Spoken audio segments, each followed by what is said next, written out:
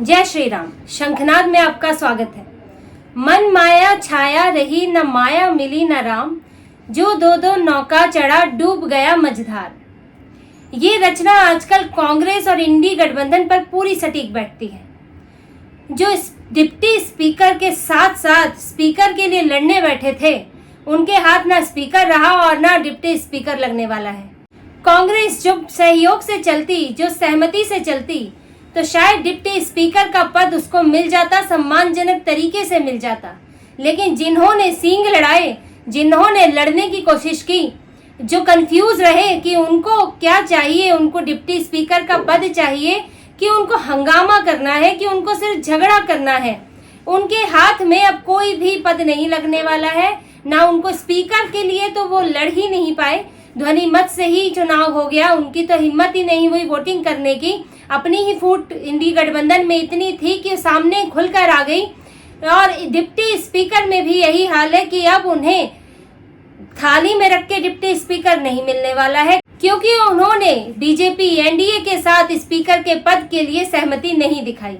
Speaker का चुनाव तो हो चुका है, अब डिप्टी स्पीकर का अगले सत्र तक चुनाव हो सकता है, क्योंकि ये सत्र तो खत्म ही होने वाला है और अभी राष्ट्रपति के अभिभाषण पर धन्यवाद प्रस्ताव चल रहा है। लेकिन ये बहुत अब संभावना है कि डिप्टी स्पीकर का पद जो है वो बीजेपी के पास ही जाएगा। स्पीकर और डिप्टी स्पीकर दोनों बीजेपी का होगा और कांग्रेस जो है ठन ठन गोपाल रहने वाली है, क्योंकि इन्होंने पहले ही लड़ाई कर ली है। बीजेपी का प्रयास था कि अगर ये लोग सहमति दिखाते हैं स्पीकर के लिए, तो जब डिप्टी स्पीकर के चुनाव की बारी आएगी, नियुक्ति की बात होगी, तब इनसे पूछा जाएगा और अगर विपक्ष मांग करता है तो उस पर विचार किया जाएगा और संभव है कि उनका ही स्पीकर हो, क्योंकि इन्होंने यहाँ सहमति जताई। लेकिन हुआ ये कि कांग्रेस ने पहले ही मांग रख दी, एक तरह से ब्लैकमेल किया कि आप हमें डिप्टी स्पीकर देंगे तब हम स्पीकर के लिए सहमति देंगे। लेकिन ब्लैकमेल दावा तो वो कर सकता है जो ताकतवर हो, और लोकतंत्र में संख्या से बात होती है कि लोगों ने आपको कितना मजबूत, जनता ने आपको कितना मजबूत बनाया है। तो कांग्रेस और इंडी गठबंधन के पास संख्या नहीं है और आपसी फूट भी इतनी ज्यादा है कि ममता बनर्जी वॉकआउट करने को तैयार हो गई। कांग्रेस को समर्थन देने की बजाय अखिलेश भी नहीं चाहते थे कि स्पीकर का चुनाव हो, क्योंकि उनकी कम संख्या दिख जाएगी। ऐसे में कांग्रेस को ध्वनि मत पे ही हाँ बोलनी पड़ी और ध्वनि मत से चुनाव हुआ। तो अब स्पीकर तो इनका नहीं हो पाया। अब बीजेपी ने जब चुनाव जीत लिया तो वो आपको डिप्टी स्पीकर का पद क्यों देगी? या तो आप उसके लिए भी चुनाव लड़ें, और चुनाव लड़ेंगे तो आपके पास संख्या बल है नहीं। 233 आपके पास सांसद हैं, जिनमें से आपको ममता बनर्जी पूरी तरह सहयोग कर नहीं रही है। 29 सांसद उनके हैं और संभव है कि निर्दलीय कुछ है वो बीजेपी की तरफ चले जाए, क्योंकि सबको अपना आगे का अपना सांसद लोकसभा क्षेत्र है वो देखना होता है, केंद्र से अच्छे संबंध बनाने होते हैं। स्पीकर डिप्टी स्पीकर पर आखिर कोई क्यों केंद्र से अपने संबंध खराब करेगा? तो उसमें भी कांग्रेस के बस में नहीं है कि वो संख्या बल से जीत जाए। तो ऐसे में अब जो चर्चा चल रही है डिप्टी स्पीकर को लेकर, वो सब बीजेपी और एनडीए के इर्द गिर्द है। अब ये बीजेपी के ऊपर है कि वो अपने पास रखती है, इंडी गठबंधन को ऑफर करती है कि एनडीए को देती है, वो तो आगे की बात है। लेकिन इंडी गठबंधन डिप्टी स्पीकर को लेकर भी सहमत नहीं है। इनकी सहमति ही बड़ी मुश्किल से बन पाती है। छोटे से मुद्दे को लेकर भी सहमत नहीं हो पा रहे हैं। इसमें भी इनके दो गुट बने हुए हैं। एक गुट का कहना है कि नहीं, कांग्रेस को इस बार डिप्टी स्पीकर का पद नहीं रखना चाहिए। अगर बाई चांस बीजेपी ने ऑफर करती है कि विपक्ष ही डिप्टी स्पीकर का पद रखे, तो कांग्रेस को जो उसके गठबंधन सहयोगी हैं, सपा है, टीएमसी है या आम आदमी पार्टी है या और जो छोटे दल हैं, उनमें से किसी को डिप्टी स्पीकर का पद देना चाहिए, ताकि ये लगे कि कांग्रेस भी कुछ त्याग कर सकती है। क्योंकि अभी तो पूरा गठबंधन मिलकर राहुल गांधी के पीछे लगा दिया गया है कि राहुल गांधी नेता प्रतिपक्ष है। राहुल गांधी को चमकाने के लिए इंडी गठबंधन फिलहाल उसमें झोंक दिया गया है। तो ऐसे में गुट चाहता है कि डिप्टी स्पीकर कम से कम दूसरे सहयोगियों को मिले, ताकि लगे कि उनका भी कुछ कद है इस गठबंधन में।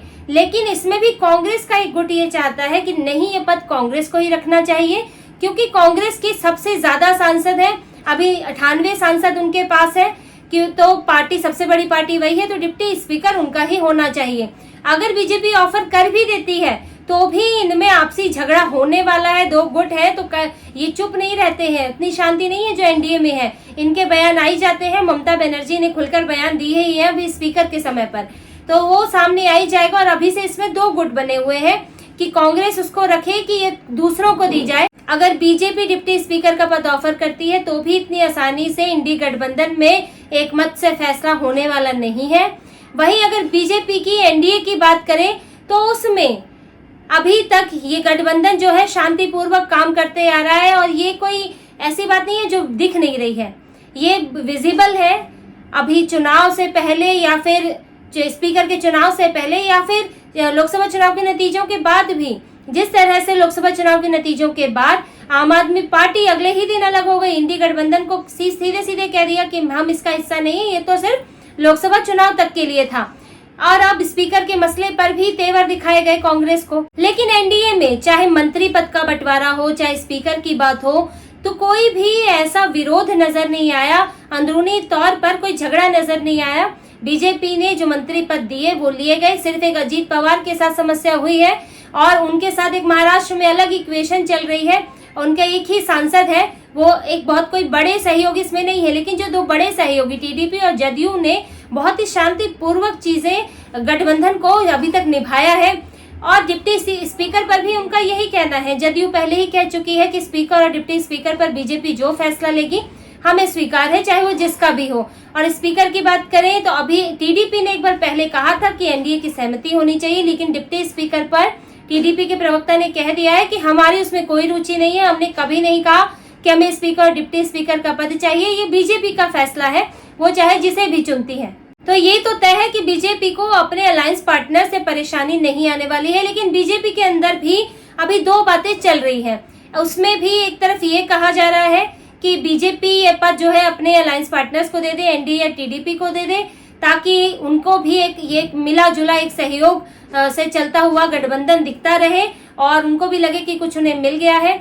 लेकिन एक दूसरा पक्ष है वो ये भी कह रहा है कि ये जो पद है वो बीजेपी को ही रखना चाहिए, क्योंकि लोकसभा में डिप्टी स्पीकर के भी वही अधिकार है जो स्पीकर के अधिकार है कि अगर कल को स्पीकर के खिलाफ नो कॉन्फिडेंस मोशन लाया जाता है, विश्वास प्रस्ताव लाया जाता है, जैसा कि विपक्ष इस वक्त दिख रहा है, इंडिया अलायंस जो है वो हंगामे के में ही मूड में है, तो वो कुछ ना कुछ ऐसी खुराफातें करता रहेगा जिससे खबरें बनती रहे, जिससे सरकार के लिए कुछ ना मुश्किलें, कार्यवाही की मुश्किलें, काम करने की मुश्किलें पैदा होती रहे।